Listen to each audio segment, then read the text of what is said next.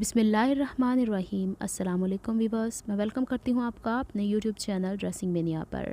आज मैं शर्ट के ऊपर नेक लाइन और स्लीव्स की डिज़ाइनिंग बनाने जा रही हूँ, तो सोचा आपके साथ भी शेयर कर दूँ। यहाँ पे डिज़ाइनिंग के लिए मैंने जो फैब्रिक लिया है वो रॉ सिल्क का है, और यहाँ पे मैंने इसके बैक के ऊपर ब्लैक कलर की ज़ीरो की बुकरम को पेस्ट किया हुआ है, क्योंकि मरून कलर के ऊपर से शायद वाइट कलर अच्छा लगता। यहाँ पे मैं आपको इस फैब्रिक की लेंथ और विड्थ बता देती हूँ। यहाँ पे इसकी मैंने लेंथ ली है 38 इंचज़ के करीब, और इसकी विड्थ है मेरे पास ऑलमोस्ट 5 इंचज़। इसकी विड्थ जिस हिसाब से मैं इसके ऊपर प्लीट्स को स्टिच करूँगी, इसकी विड्थ 2 इंच कम हो जाने वाली है, तो इस हिसाब से मैंने इसकी चौड़ाई थोड़ी ज़्यादा रखी हुई है, और लेंथ तो ऑब्वियसली इसकी कम होगी, तकरीबन 10 इंच के करीब। यहाँ पे मैंने 2 पट्टियाँ ली हैं 2 स्लीव्स बनाने के लिए, और तीसरी पट्टी को सेंटर से कट करके उसी पैटर्न के ऊपर स्टिच करूँगी जो पैटर्न मैं आपको स्लीव के ऊपर बता रही हूँ। किसी भी एक कॉर्नर को पकड़ के इस पट्टी को इस तरीके से ट्रायंगल बना लेना है। इसके ऊपर आयरन करके एक क्रीज़ बना लेनी है इस तरीके से। अब ये मेरे पास गाइडलाइन है, इसके हिसाब से मैं बाकी तमाम लाइंस इसके ऊपर ड्रॉ करूँगी। ये स्केल मेरे पास 1 इंच चौड़ा है, तो लकीली मैं इसी को सेंटर फोल्ड जो मैंने किया हुआ था ट्रायंगल बनाते हुए, उसके साथ साथ रखते हुए वाइट कलर के चॉक से सीधी तरफ लाइंस ड्रॉ कर लूँगी। मेरा ये चॉक इरेजेबल है, आराम से हट जाता है, इस वजह से मैं इसे सीधी साइड पे इस्तेमाल कर रही हूँ। आप अपने हिसाब से देखिएगा, जो चीज़ आपको कन्वीनियंट लगती है उस हिसाब से आप लाइंस ड्रॉ कर सकते हैं। यहाँ पे देखिएगा दोनों स्लीव्स के मैंने पैटर्न एक दूसरे के मिरर इमेज रखे, एक इस तरफ जा रहा है तो दूसरा दूसरी तरफ जा रहा है। सेम इसी तरीके से हमने वो पट्टी को भी तैयार करना है जो नेक लाइन की है। चलें फ़िलहाल हम ये देखते हैं कि जो हम लोगों ने लाइंस ड्रॉ की हैं उसको फ़ोल्ड करते जाना है और आयरन करना है। अगर आपको ईजी लगता है इसी को फ़ोल्ड करके प्लीट्स बनाना, तो आप एज इट इज़ भी कर सकते हैं। अब ये सीम गाइड को मैं फुट के बिल्कुल साथ रख रही हूँ, और मुझे फुट का जो हाफ फुट का गैप है उसकी प्लीट्स चाहिए। यहाँ पे ये पिन टक्स नहीं होंगी इस तरीके से, क्योंकि अमूमन होता है ऐसे कि बाजुकात बेदयानी में प्लीट्स थोड़ी सी इधर उधर खिसक जाती हैं, तो सीम गाइड से ऐसी कोई सिचुएशन नहीं होने वाली। तो चलें यहाँ पे मैं सारी प्लीट्स को स्टिच कर लेती हूँ एक के बाद एक, ताकि ना धागा ज़ाया हो, और एक को कट करके आगे लेते जाएंगे और दूसरे को स्टिच करते चले जाएंगे। इस तरीके से मैं सारी प्लीट्स को स्टिच करने वाली हूँ। ये थोड़ा सा लेंदी प्रोसेस है, देखने में बड़ा आसान सी चीज़ लगती है, लेकिन इसके अंदर काम बहुत ज़्यादा है, इस वजह से मैं सोचा आपसे शेयर कर दूँ। ये देखें, जब हमें तिरछी प्लीट्स स्टिच करते हैं तो कपड़े में इस तरह का फ़र्क पड़ता है। अब प्लीट्स की डायरेक्शन हमने को एक तरफ करके डिसाइड कर लेनी है कि हमें किस तरफ को प्रेस करना है। तो शुरू में तो बिल्कुल फ्रंट वाले हिस्से को इसे थोड़ा सा बिठाना है, इस पे मैं भी स्टीम आयरन नहीं कर रही, और बैक से इसको इस तरीके से जिस डायरेक्शन में हमारी प्लीट्स हैं उसी डायरेक्शन में आयरन करना है। अब ऊपर से हम लोगों ने इसे स्टीम देनी है इस तरीके से, और ये बिल्कुल सीधी भी हो जाएगी। इसी तरीके से दूसरी पट्टी भी तैयार कर लेंगे। ये देखिए, ये एक दूसरे के मिरर इमेज है। अब ये मैंने मर्दाना पट्टी ली है और ये 2.5 इंच चौड़ी है। अब जो मेरे पास ये पैटर्न तैयार हुआ है ये 3 इंच का, और इसकी चौड़ाई मैंने बाजू की जितनी चौड़ाई मैंने खुली रखनी है उसके हिसाब से रखी हुई है। इस पट्टी को ऐसे पेस्ट करना है कि ऊपर और नीचे फोल्डिंग का मार्जिन, बैक की तरफ फोल्डिंग का मार्जिन मौजूद रहे। ये आराम से मुड़ जाने वाला है। इन दोनों पट्टियों के ऊपर मैंने ये मर्दाना बुकरम को पेस्ट कर लिया है। इसकी वजह यह है कि मैंने इसके ऊपर ये तिल्ले वाली जिगजैग डोरी जो हमने प्लीट स्टिच करते हुए सिलाई लगाई है उसके बराबर बराबर रख के एक लाइन में ये जिगजैग डोरी लगाएंगे, दूसरी में हम लोग ये धनक को स्टिच करेंगे, तो इससे नफासत आ जाएगी, इसलिए बुकरम मैंने पहले पेस्ट किया है। अच्छा, एक काम ये हो सकता है कि हम लोग एक प्लीट को छोड़ के दूसरी प्लीट को ऑल्टरनेट हम सारी की सारी जिगजैग लेस को स्टिच कर रहे हैं। जिगजैग लेस को स्टिच करते हुए जस्ट एक स्टिच की ज़रूरत पड़ती है, क्योंकि मैं बारीक वाली यूज़ कर रही हूँ। और फिर जब ये एक पूरा पैटर्न कंप्लीट हो जाएगा फिर हम धनक को स्टिच कर लें। अब धनक को स्टिच करते हुए हमें दोनों साइड पे सिलाई लगानी पड़ती है। ये वाली जो मैं आपको बता रही थी कि जो टांका हम लोगों ने प्लीट को स्टिच करते हुए लगाया है उसके साथ साथ रख के ही सिलाई लगानी है। ये एक फ्री हैंड सा काम हो जाता है। ज़रूरी नहीं है कि एक पैटर्न दूसरे के साथ मिले, जैसे कि अभी आप आगे चल के देखेंगे कि गले में थोड़ा सा फ़र्क आया है। इस तरीके से मैं स्टिच कर रही हूँ। मैं एक दो आपको करके दिखा देती हूँ ताकि अंदाज़ा हो जाए। इतनी छोटी छोटी पट्टियों को मर्दाना बुकरम के साथ थोड़ा सा हैंडल करना मुश्किल है मशीन के साथ, लेकिन काम तो करना है। यहाँ पे देखिए एक तरफ कोने की सिलाई लगाई है। अच्छा, मैं एक चीज़ और वाज़े कर दूँ, यहाँ पे मैंने बखिए का साइज़ 3.5 किया था। अब इसको दूसरी तरफ भी ये देखिए, ये वरना मैंने हर उस चीज़ का ध्यान रखना होता है कि आफ्टर वॉशिंग हमारे फैब्रिक, हमारे क्लॉथ्स किस तरीके से सेफ़ रह सकते हैं, तो इस वजह से बेहतर ये कि इसे दोनों तरफ से स्टिच कर लिया जाए। अब ये देखिए इसका भी ये हिस्सा एक तरफ से उठ रहा है, तो अब मैं इसको भी स्टिच कर दूँगी। इसी तरीके से पूरी पट्टियाँ हमने तैयार कर लेनी हैं। ये हो गया तैयार हमारा। अब हम इसको एक दफ़ा और आयरन करेंगे और इसका ये वाला हिस्सा बैक की तरफ फ़ोल्ड करके या तो ग्लू कर लें, अदरवाइज़ इसको यूँ रख के स्टीम आयरन करेंगे और इसके ऊपर वो वुड जो मेरे पास वुडन पीस होता है उसे प्रेस करते हैं, तो आराम से ये बैक की तरफ इस तरह हो जाता है। क्योंकि इसमें काफ़ी ज़्यादा तिल्ले का भी काम हुआ है, तो वो आराम से, यानी ये जो लेसिस लगी हुई हैं इसको मुड़ने में हेल्प करती हैं। और वैसे भी हम लोगों ने रॉ सिल्क का स्टफ़ इस्तेमाल किया हुआ है, अगर नहीं भी होता तो ग्लू से हम कर सकते हैं। अच्छा, ये इसी तरीके की पट्टियाँ, जो एक पूरी पट्टी मैंने स्लीव के लिए ली थी उसको मैंने पहले हाफ़ कर लिया। 38 इंचज़ था ना, तो मैंने 18 इंच की 2 पट्टियाँ कट कर रही थी। स्लीव में तो ऑब्वियसली इतना सा हिस्सा कम हुआ है ना चौड़ाई में, तो उसकी मैंने ये पट्टियाँ तैयार कर ली हैं। और इसकी ये वाली जो नीचे मैंने बुकरम लगाई है 2.5 इंच चौड़ी वाली, इसको मैंने तिरछा लगाया है, यानी कोई एक प्लीट को कंसीडर कर लिया है कि वो वी शेप बनेगा नीचे पट्टी का, तो उसको उस हिसाब से पेस्ट कर दिया ताकि फ़ोल्डिंग आसान रहे, क्योंकि ज़ीरो की बुकरम मुड़ जाएगी। जो मर्दाना बुकरम होती है ना उसको फ़ोल्ड करना मुश्किल होता है। अब इसको यूँ रख के हमें स्टिच करना है। इसके भी मैंने दाएं बाएं जो एक्स्ट्रा मार्जिन था बैक की तरफ फ़ोल्ड कर दिया हुआ है, लेकिन अब हम इसको सेंटर से पहले स्टिच करेंगे ताकि ये सेंटर से ज्वाइन हो जाए। अब यहाँ से मैं आपको बता देती हूँ कि मैंने बॉटम से स्टिच करना शुरू किया था। नीचे जो पट्टी आएगी स्टिच करते हुए उसका मार्जिन खोल लेना है, ऊपर वाली पट्टी को इसके ऊपर रखना है ऐसे, और जो क्रीज़ बनी हुई क्रीज़ से क्रीज़ मैच कर लीजिएगा और फिर इसको खोल के इसके ऊपर सिलाई लगा लेंगे तो आराम से लग जाएगी। लेकिन अनफॉर्चुनेटली मेरी जो लेसिस थी ज़िगज़ैग लेस, और वो कुछ पॉइंट्स पे आके नहीं मिल पाई हैं, क्योंकि मैंने जस्ट फॉर ट्रायल ये पीस बनाए थे, फिर मैंने इसे नेक लाइन में इस्तेमाल कर लिया, क्योंकि मैं पहले डिज़ाइनिंग सिर्फ स्लीव्स और दामन पे करना चाह रही थी। तो यहाँ पे इसको मैं सेंटर से, अदरवाइज़ अगर हम इसमें सेंटर में बटन्स भी लगा देंगे it will be all okay. ये देखिए इसको मैंने स्टिच कर दिया है, और अब इसका सिलाई का मार्जिन तो ऑलरेडी दाएं बाएं है, तो इसको हम प्रेस कर लेंगे। और प्रेस करने के बाद जो अब मैंने इसीलिए नीचे से पहले कट नहीं किया था कि सीना आसान हो जाए। अब इसका एक्स्ट्रा मार्जिन को यहाँ कट कर देते हैं, तकरीबन 1/2 इंच पौन इंच छोड़ा है मैंने। इसका नीचे का कोना बनाते हुए ये जितना मार्जिन बीच में एक्स्ट्रा आएगा सब कट कर देना, अदरवाइज़ कोना अच्छा नहीं बनेगा। ये वाला हिस्सा बैक की तरफ फोल्ड कर ले, ये नीचे वाले हिस्से आराम से देखना है कि कौन सा हिस्सा एक्स्ट्रा है उसे कट करना है, और फिर इसका नोक बना देनी है नीचे से। मैं आपको पलट के अभी दिखाती हूँ। ये देखिए सब पे मैंने ग्लू लगा दिया। यहाँ पे थोड़ा मोटा हो जाएगा, नीडल चलाते हुए भी दिक्कत होगी।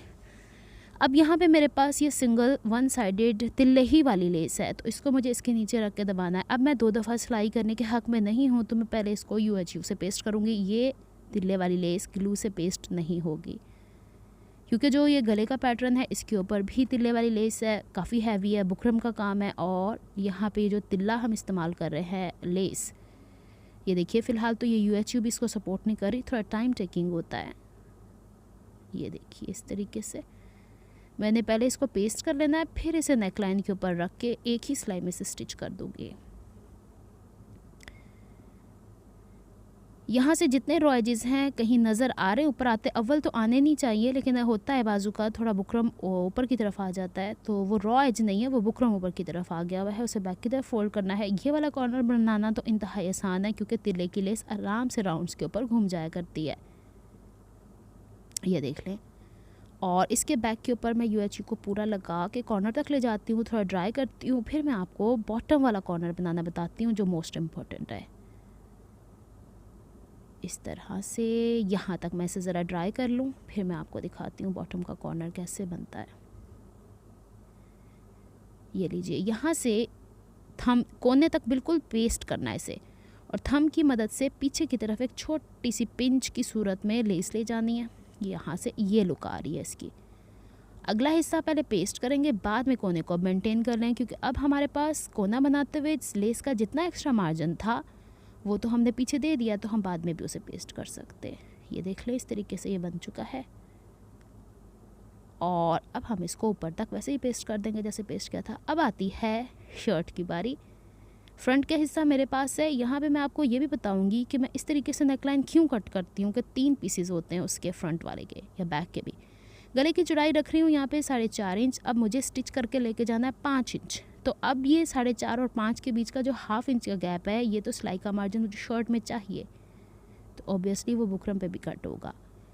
तो गहराई में फ़िलहाल रख रही हूँ 4.5 इंच, जो सिलने के बाद 4 इंच हो जाएगी। इसको बना लेते हैं बॉक्स, जिस तरीके से नॉर्मली मैं बनाती हूँ।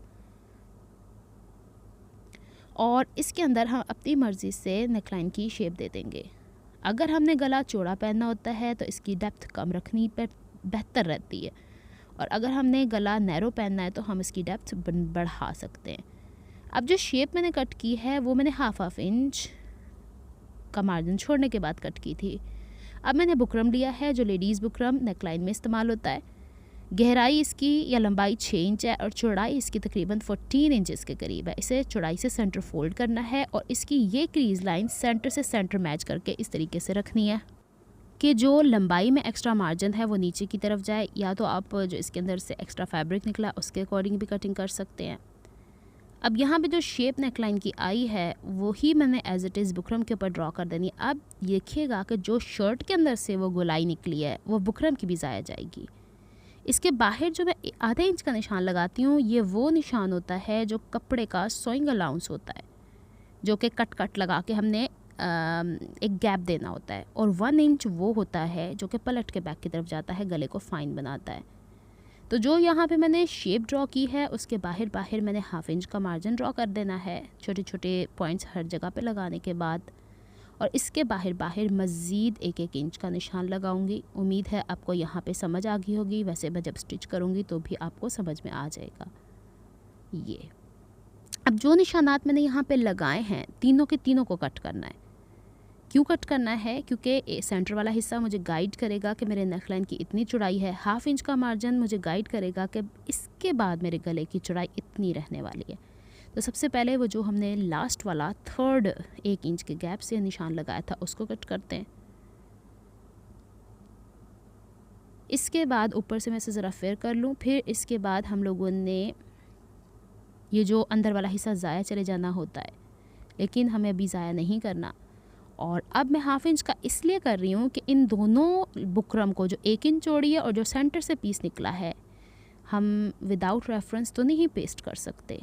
तो अब ये तीनों को हम कपड़े के ऊपर पेस्ट करेंगे ऐसे, जिस तरीके से हमने कट किया है। और इसके बाहर ½ इंच का मार्जिन रखने के बाद बैक की तरफ फोल्ड कर दिया। ये देख लीजिएगा। अब जो ये अंदर वाला हिस्सा जिस तरीके से हमने शर्ट का कट किया था वैसे ही हम इस बुकरम का कट कर देने वाले हैं, क्योंकि हमने इसके हिसाब से गले की गोलाई रखी हुई है। अब हमने शर्ट का फ्रंट पीस खोल लेना है, सीधा हिस्सा ऊपर की तरफ ले आना है, और गला तो हमने गोल ऑलरेडी कट किया हुआ है। तो हम लोगों ने जो सामने की जो पट्टी बनाई हुई है उसको सेंटर में इस तरीके से प्लेस करना है कि ऊपर वाले हिस्से जो किनारे में इसका बड़ा छोटा पन है वो ख़त्म हो जाए। अब ये अपनी जगह से ना हिले। एक ऑप्शन तो ये है कि UHU लगा लिया जाए, दूसरा ऑप्शन ये है कि ग्लू लगा लिया जाए, तीसरा ऑप्शन ये है कि डबल साइडेड टेप लगा ली जाए।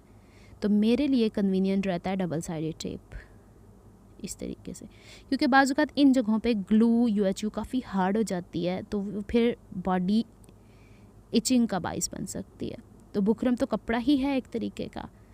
अब इसके नीचे मैंने 3-4 जितनी भी ज़रूरत पड़ी पट्टियों की बुकरम की लगा के सेंटर से इस तरह कर दिया। अब यहाँ इस पॉइंट पे मुझे इसकी 3 तरफ सिलाई लगानी थी, जो कि मैंने आगे चल के लगाई, मैं ख़ुद भूल गई थी। अच्छा, इस गले के गोलाई के हिसाब से हम लोगों ने इससे बैक से कट कर देना है, और गले को इसके साथ फ्रंट की साइड पे रख के, जो कपड़े वाली साइड है इससे मैच करके, और जो हम लोगों ने 1/2 इंच के गैप वाला बुकरम है उसके और 1 इंच के बुकरम के बीच में जो गढ़ा पड़ा हुआ है उसके अंदर सिलाई लगानी। सिलाई लगाने के बाद इसमें छोटे छोटे कट लगाने हैं और फिर गले को बैक की तरफ पलट के जो हम लब की सिलाई लगाते हैं वो इंतहाई ज़रूरी है इस पॉइंट पे लगानी, क्योंकि हमने नेकलाइन के अंदर ये जो पट्टी सामने बनाई हुई है ना, इसके ऊपर हम लोगों ने लगाया हुआ है मर्दाना बुकरम, इस वजह से। अब इसको यूँ पलट के आयरन कर लेना है इस तरीके से, और फाइन कर लेना है। ऐसी जगहों पे जहाँ पे मर्दाना बुकरम इस्तेमाल होता है, लकड़ी से जब प्रेस करेंगे ना इस्त्री करने के बाद, तो इंतहाई नफासत के साथ प्रेस होती है। स्लीव का सीधा हिस्सा ऊपर किया है, पलटा लगाना है हमें, और 3.5 इंच चौड़ी पट्टी बाजू की चौड़ाई के बराबर ली है। इस पर 1/2 इंच के बराबर गैप छोड़ने के बाद चरमा डोरी को सेंटर में रख के मैंने सिलाई लगा दी है। ये तो इंतहाई आसान काम है, आप कर सकते हैं। अब इसको यूँ पलट के एक हल्की सी चमक नज़र आने वाली है। जिस तरीके से मुंह में आपको लेसेस लगाना बताती हूँ, सेम वही मेथड है। बस इसको थोड़ा सा प्रेस एहतियात से करना है ताकि इसकी चमक नज़र आए, ये ना हो कि अंदर की तरफ दब जाए। इस तरीके से मैं इसे प्रेस कर लेती हूँ और ये वाला हिस्सा भी प्रेस कर लेती हूँ। इसकी किनारे से गोल्डन या सिल्वर कोई भी कलर का हम चरमा डोरी इस्तेमाल करते हैं, बड़ी नफीस लगती है ये। अब ये इसका सीधा हिस्सा स्लीव के सीधे हिस्से पर रख के बॉर्डर के साथ साथ इस पर लब की सिलाई लगानी है। ये देख लें ऐसे, जिस तरह पलटा लगाते हैं। अब मैं इसे पहले आयरन करती हूँ, क्योंकि फिर वही बात कि कॉटन और रॉ सिल्क कपड़े का डिफरेंस है और उसके ऊपर हम लोगों ने चरमा डोरी भी लगाई हुई है, तो कपड़े में थोड़ा बहुत तो खिंचाव आएगा ही। अब इसके बाद जो एक्स्ट्रा मार्जिन ये आपको येलो मस्टर्ड कलर का नज़र आ रहा है, इसे मैं कट करूँगी क्योंकि ये डबल हो रहा था फोल्ड करने के बाद पलटे के अंदर। अब पलटे का ये किनारा उस सिलाई के साथ मैच होगा जो हमने लब की सिलाई के साथ पलटे को स्लीव के साथ स्टिच किया है। प्रेस कर लेंगे और फिर इसे मज़ीद एक दफ़ा और जब प्रेस करेंगे तो चरमा डोरी बाहर की तरफ निकल के वाज़े हो जाएगी। ऐसे लगेगा जैसे हमने पाइपिंग लगाई हुई है। इस तरीके से इस पॉइंट पे आके अगर हम पलटे के नीचे दोबारा से डबल साइडेड टेप लगा दें तो जब हम वॉश करते हैं कपड़ों को तो उसमें एक बबल सा आ जाता है, वो नहीं आएगा और तुरपाई स्टेबल रहेगी। वरना फिर ये होता है कि तुरपाई भी थोड़ी बहुत ढीली पड़ जाती है। अच्छा जी, अब स्लीव को मैंने सीधा कर लिया है। वो जो पट्टियाँ मैंने शुरू में बनाई थी वो अब मैंने यहाँ लगानी है। अब वो 3 के करीब, या 1.25 इंच चौड़ी है मेरे पास डबल साइडेड टेप।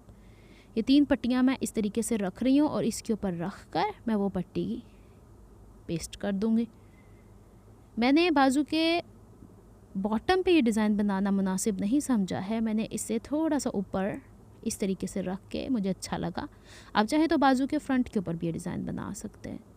तो इसको मैं पहले आयरन कर लेती हूँ और फिर जब ये आयरन हो जाएगा तो इसके किनारे किनारे पे, जहाँ पे हम लोगों ने जिस तरह गले के ऊपर कोने की सिलाई लगाई है, वैसे बाजू के ऊपर भी कोने की सिलाइयाँ लगाने के बाद इसे हम स्टिच कर लेंगे, पक्का कर लेंगे। तो मैं अभी इसको पूरे को तैयार करके आपको दिखाती हूँ कि क्या लुक आई है।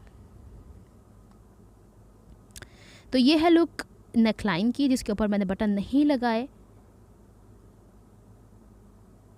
और नेकलाइन ऐसा है, बैक नेकलाइन भी बुकरम वाला ही बनेगा। और जब ये कंप्लीट हो जाएगी शर्ट तो मैं आपको दिखाऊंगी। इसके चौक के ऊपर चरमा डोरी लगेगी जैसे बाजू के आगे, और दामन के आगे यानी फ्रंट और बैक के ऊपर यही लेस लगेगी जो बाजू पे और गले पे लगी है। ये देख लीजिए यहाँ पे ये कंप्लीट लुक। अगर आपको मेरी एफर्ट्स पसंद आती हैं तो please like my videos, subscribe to my channel, hit on the notification bell for more updates.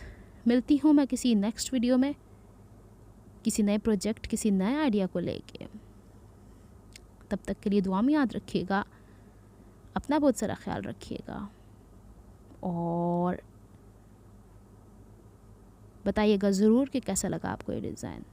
Next video तक के लिए अल्लाह हाफिज़।